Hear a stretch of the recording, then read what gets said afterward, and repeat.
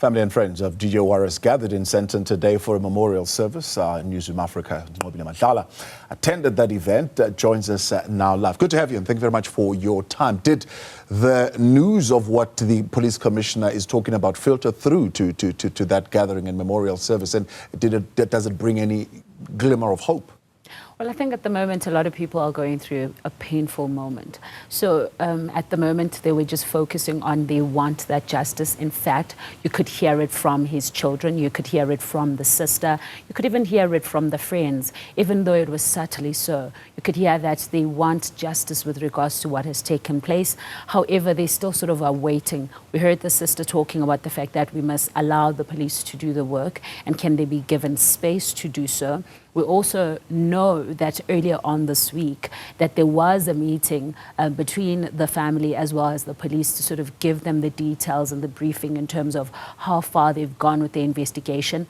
Yesterday alone, we went to Zambezi House with the JMPD where there was an operation where they were going through every flat, going to check if there's anything that is illegal, identifying the 6 people that are of persons of interest. Further than that, we know that SAPS has also been on the ground since the murder, and they've been using surveillance. They've been looking at the person that has been identified. They are looking for him. We know that there are 3 people that they're looking for. Specifically, the one that pulled the trigger has been identified as a person with dreadlocks. And so there is a lot of investigation that is taking place in the background. But the family to go through all of this is shattered. Yeah. Reflections of the family. I mean, if you listen to them, some of what we've been hearing being reported is that he seems to have touched the nerve of the underworld, so to speak, and it has made many people uncomfortable. A couple of protection orders out there and so on and so forth. Do you get a sense that the family understood the type of environment that he was working in? I think they knew him as a person who was outspoken, Tabo, and they knew that he was always going to touch a nerve in any way. But what they have highlighted in his memorial is that his heart has always been in a good place, even when he expressed himself. So everybody has used the term controversial to say that he would speak about controversial topics that even you and I would like to speak about, but perhaps not publicly, and this is how they highlighted it. But also they've said that the truth will come out, and they've said that the justice must be served. And I want us to listen to the daughter, to the son, as well as the sister, just explaining just what kind of justice they're looking for. As a TV host or podcast presenter or DJ, he never failed to bring joy and smiles to the people listening and the people with him.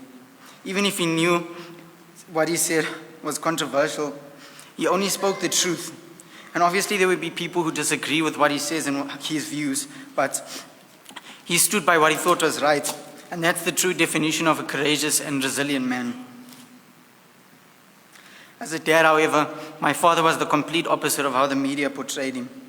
My father was the life of the party and the brightest light in every room.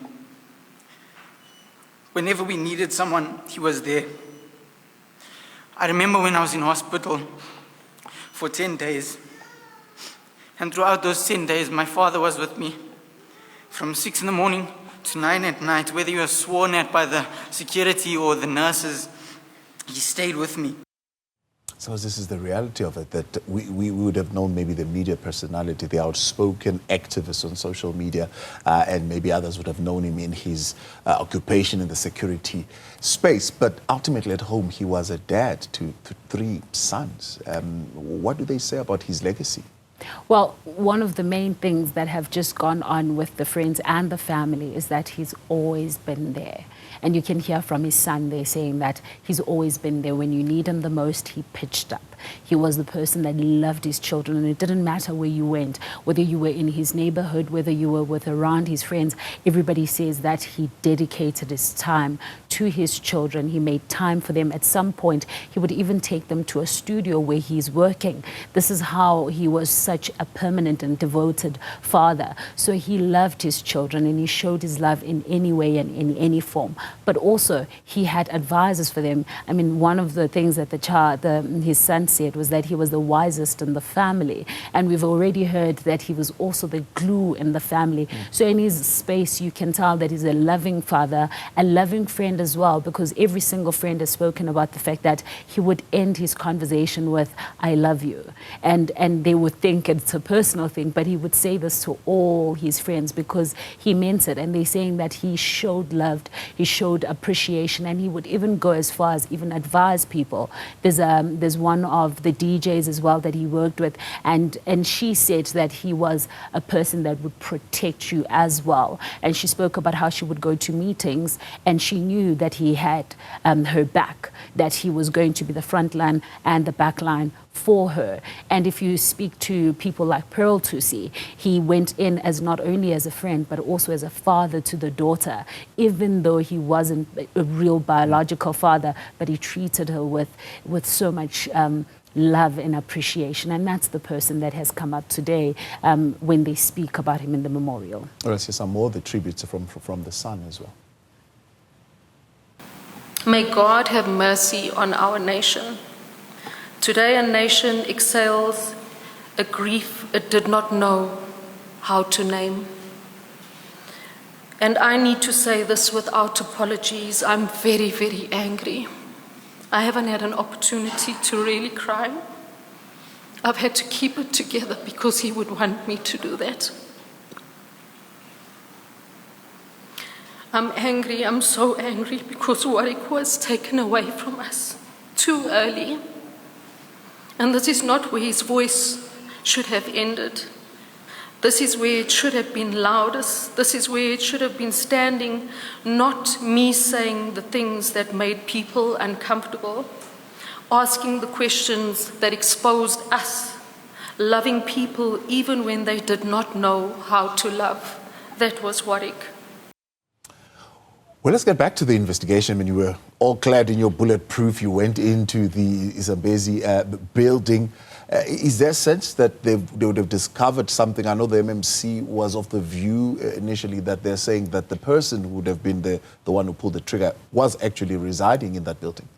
Well, so yesterday they did actually discover two very important things. So 6 people were brought in for questioning. So those are the people that were identified as persons of interest. There was also a phone that was confiscated, which we understand had a conversation with regards to a person saying that he has died and actually laughing and sending LOL. So those are some of the things that they have to look at. So that's evidence that's gone in. That's 6 people that are of people of interest. But also these people are not just any persons. The people he also had protection order against. Now we know that he was trying to clear that building, especially out of these 36 people that we are told have not been paying rent, and that they have been living in this apartment barely for free, really.